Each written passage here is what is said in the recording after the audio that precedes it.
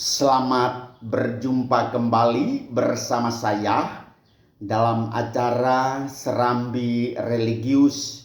Semoga rahmat dan kasih karunia dari Allah Bapa dan dari Putranya Yesus Kristus dan dalam kekuatan Roh Kudus selalu menyertai, melindungi, dan membimbing saudari-saudara, ibu bapa, umat beriman sekalian di seluruh penghuni dunia.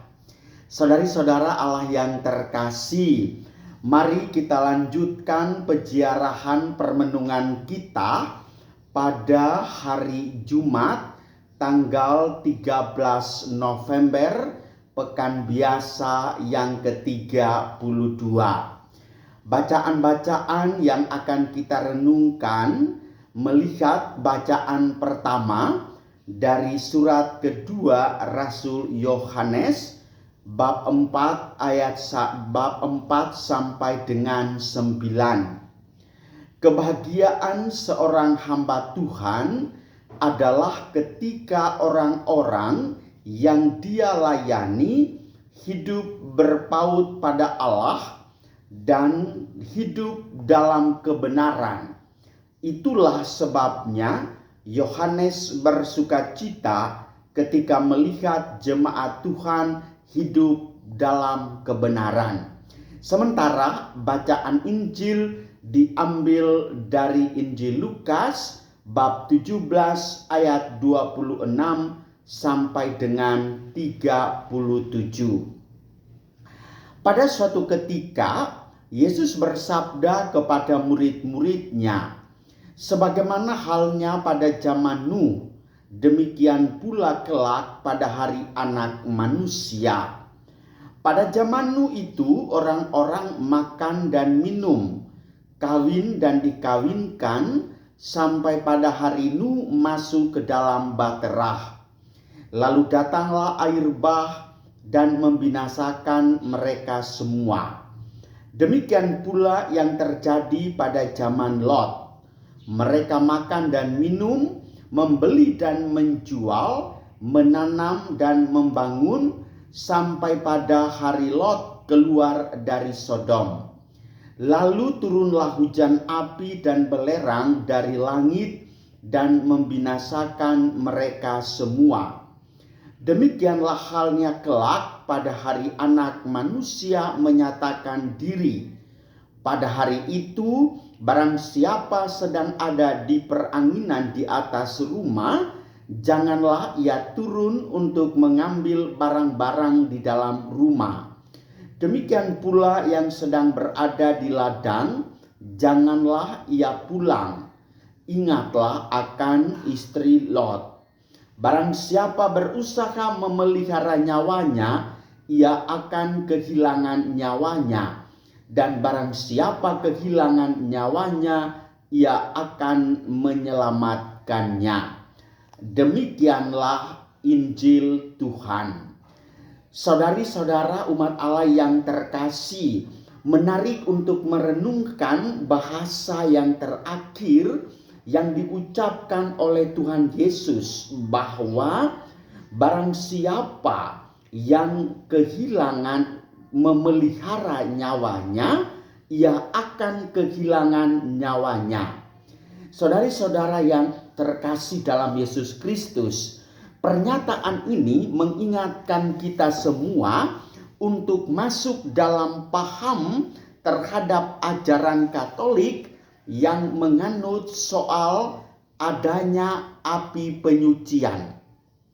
Api penyucian adalah kesempatan untuk mengadakan tes, mengadakan seleksi terhadap semua umat beriman yang sudah meninggal. Jadi rute perjalanan kehidupan orang Katolik, sekali lagi saya tegaskan, melewati 3 tahap. Yang pertama, dunia fana. Yang kedua, dunia api penyucian. Dan yang ketiga, dunia keabadian. Dan keabadian ini, surga, adalah mimpi kita semua. Oleh karena itu, pertanyaannya adalah, kalau dunia fana itu kita mengerti, semua orang pun tahu, anak kecil aja tahu, yang namanya dunia fana ya dunia yang kita jalani sekarang.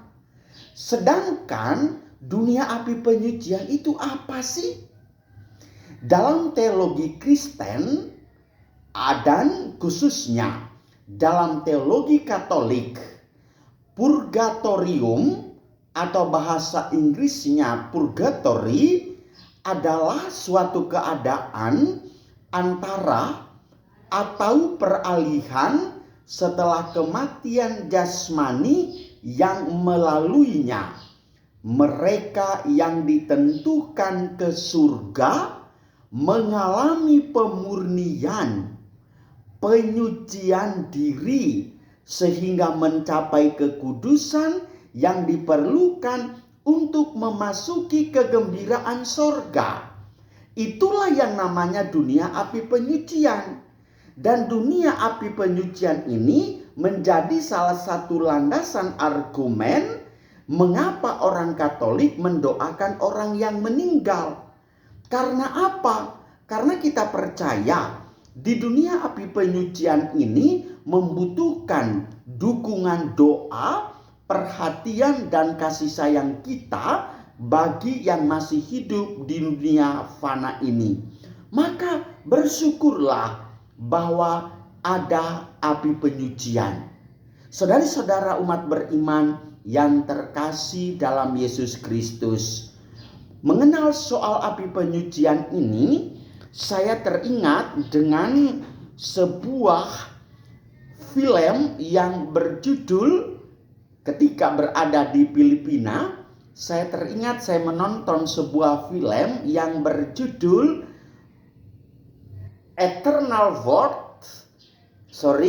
yang berjudul Api Penyucian dari channel televisi yang memiliki nama talk show dari saluran Eternal Word Television Network EWTN. Saya masih ingat waktu itu pembicaranya bernama Mother Angelica, menerima pertanyaan dari pemirsa yang rupanya tidak percaya akan adanya api penyucian. Karena itu beliau mengatakan bahwa, mengapa Anda mengatakan tidak ada api penyucian? Dan beliau begitu dengan tegas membela pertanyaannya bahwa tidak ada pendasarannya di dalam kitab suci. Yang terpenting adalah ajarannya, bukan istilahnya. Kalau kita merunut kembali persoalan, misalnya Trinitas, tidak ada istilah Trinitas itu di dalam kitab suci, tetapi ajaran adanya Bapa, Putra, dan Roh Kudus memberikan kita pemahaman bahwa adanya Trinitas.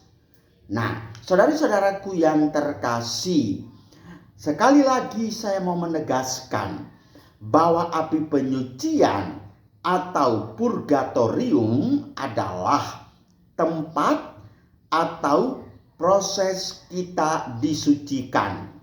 Catatan, disucikan, bukan dicuci. Oleh sebab itu disebut api penyucian. Kalau dicucikan berarti namanya api pencucian. Maka kita disucikan. Gereja Katolik mengajarkan hal ini dalam Katekismus Katolik nomor 1030 sampai 1032 yang dapat disarikan sebagai berikut. Api penyucian adalah suatu kondisi yang dialami oleh orang-orang yang meninggal dalam keadaan rahmat dan dalam persahabatan dengan Tuhan, namun belum suci sepenuhnya, sehingga memerlukan proses pemurnian selanjutnya setelah kematian. Pemurnian di dalam api penyucian adalah sangat berlainan dengan siksa neraka. Harus dicatat dengan baik ini. Dan kita dapat membantu jiwa-jiwa yang ada di api penyucian dengan doa-doa kita, terutama dengan mempersembahkan wujud misa kudus bagi mereka. Saudari-saudaraku umat Allah yang terkasih, dengan demikian firman Tuhan yang mengatakan, barang siapa yang memelihara nyawanya, ia akan kehilangan nyawanya. Artinya apa? Nyawa kita ini adalah milik Tuhan. Maka dia mau mengambil kapan saja, itu urusan Tuhan. Dan ketika kita diterima kembali ke sorga, kita diproseskan di dalam api penyucian itu, maka di sanalah kita akan mendapat kesucian dan kekudusan hidup. Setelah semua proses selesai, kita akan beranjak menuju rumah Bapa di sorga, bukan neraka. Oleh karena itu, saudara-saudariku yang terkasih, ketika corona ini merebak di mana-mana, banyak orang yang kehilangan nyawa, lalu macam-macam orang. Ada yang masuk neraka, ada yang masuk sorga. Suatu saat mereka ingin lepas kangen dari neraka itu, pingin supaya membangun jembatan menuju sorga. Mereka bagi dari sorga membangun jembatan sampai di pertengahan, dari neraka dari membangun jembatan dari neraka sampai di pertengahan. Ternyata yang dari sorga ini tidak berjalan dengan lancar. Justru yang lancar itu adalah dari neraka.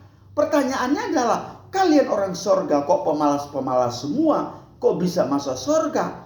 Orang sorga pun membalas, justru para kontraktor, para ahli bangunan, para desainer, semuanya itu ada di neraka. Maka lebih cepat berjalannya itu membangun jembatan.